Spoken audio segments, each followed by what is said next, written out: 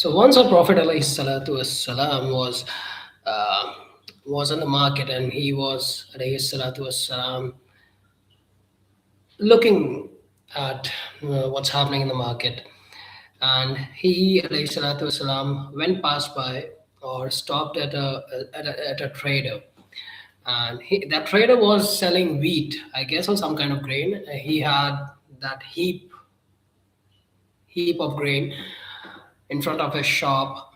So a Prophet ﷺ saw the heap of the grain, and he saw ﷺ really fresh and good quality grains on the upside, on the upper level, or on the surface level, I would say.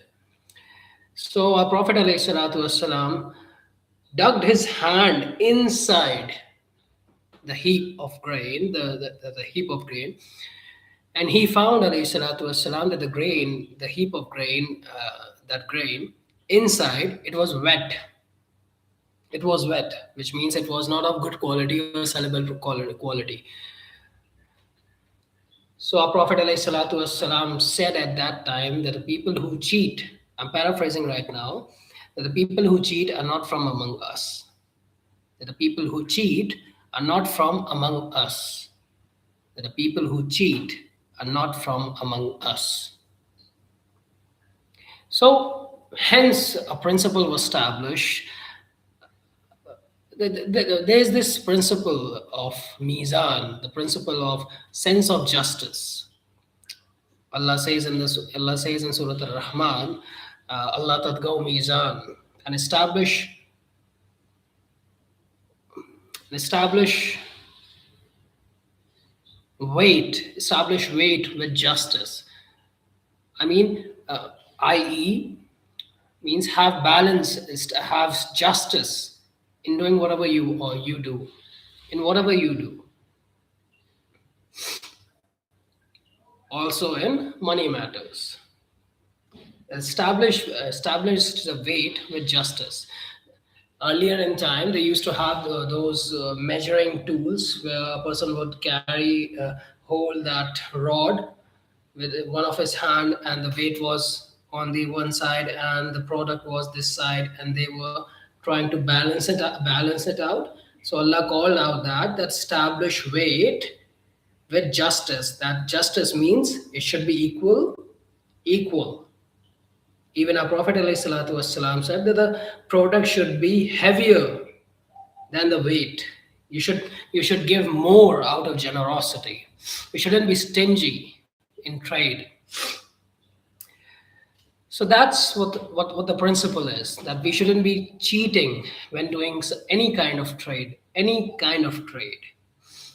So let's look at let's look at 2026. So what's happening nowadays? I mean, there was one incident that happened with me myself, and I've talked about this in my earlier videos too, where I went to buy some apples from the fruit market, and you might have noticed those small stickers on the apple, which might be a representation of the apple to be a premium quality. A small sticker on an apple. So I don't have experience in buying fruits or vegetables. That's why I don't buy much. And I went and I saw that all of these on the one side of on the one side have stickers, and I saw them. They were pretty good, so I bought them.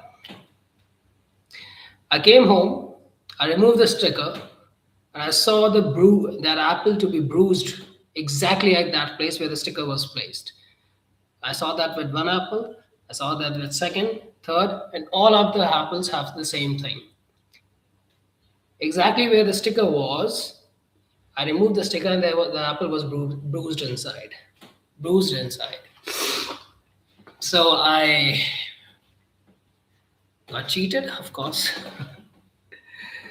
And this happens, I guess this happens in so many phases, in so many forms, and every part of society, at every level of society, from small shopkeepers on the side of the road to the international corporations and stock exchange too. I mean, You see speculative trade, gambling inside stock market, where the people who are trading, they know that whatever they are selling, whatever company they are selling, whatever the stock they are selling is bad, and the people who are going to invest in these stocks will eventually or might eventually lose their money. But as long as that these traders who are making money, it's all good. I mean, what happened in 2008 crash, the housing market crash?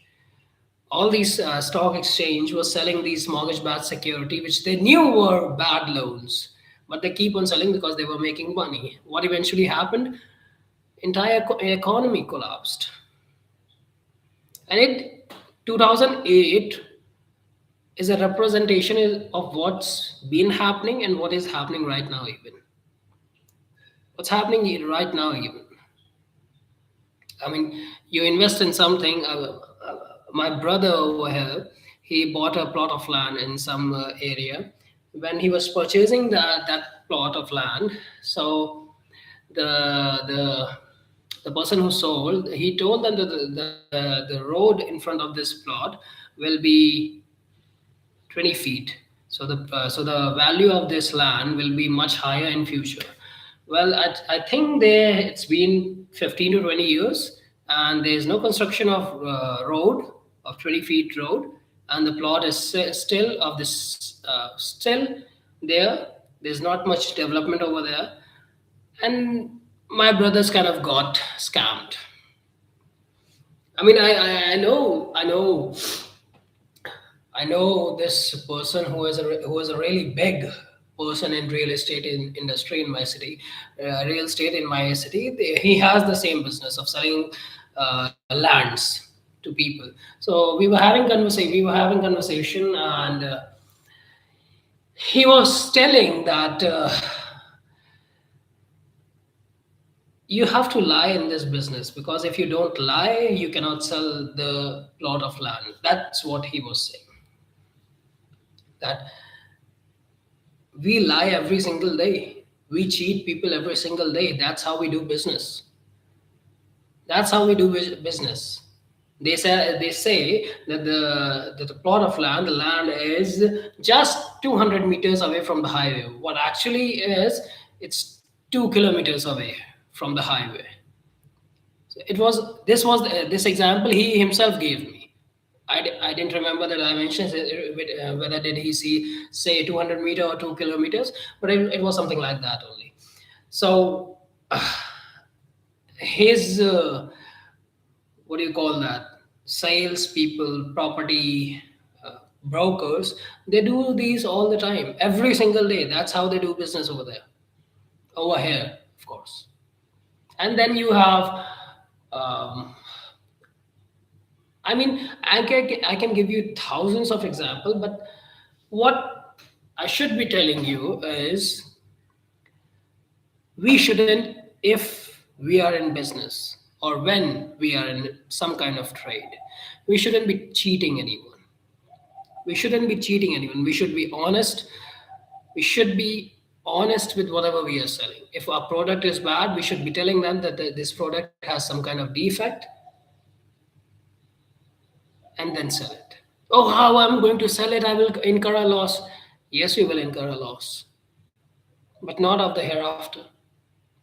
How will I face Allah if I cheated someone in trade in this world? Won't Allah question me when I die? But the person who sold me, the wholesaler, he also cheated me. Yeah, the wholesaler cheated you. So go against the wholesaler. Why should I cheat my customers?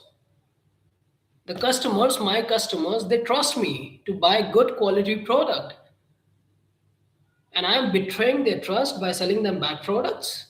That's not what honesty is.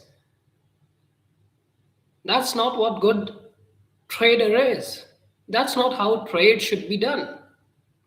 But unfortunately, that's what's happening around the globe. And you know what one of the things which distinguish branded things from non-branded things is that these brands try to provide you the thing they promise. They are extremely overly priced. That's a separate talk. But when we're talking about something becoming a brand, what's a brand? A brand is something that delivers what it promises. That's how you become a brand. Otherwise, you're a scammer, you're not a brand. You're a cheater, you're not a brand. There are millions of people out there on the internet who are selling some kind of get rich quick course. Buy this course, do this, and in 6 months you'll buy a BMW. Really? Really? By doing what? Some kind of magic wound of Harry Potter? What?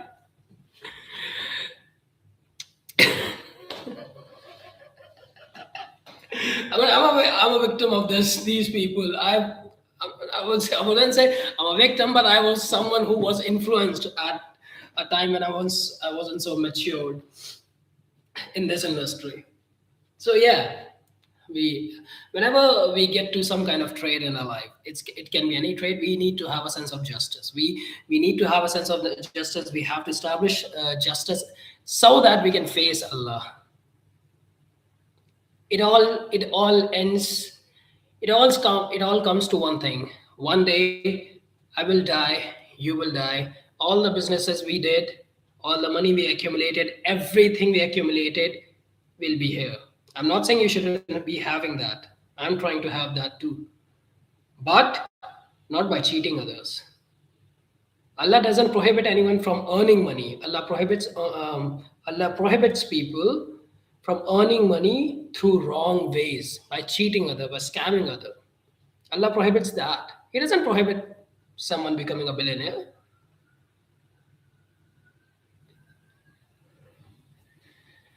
I hope this video helps.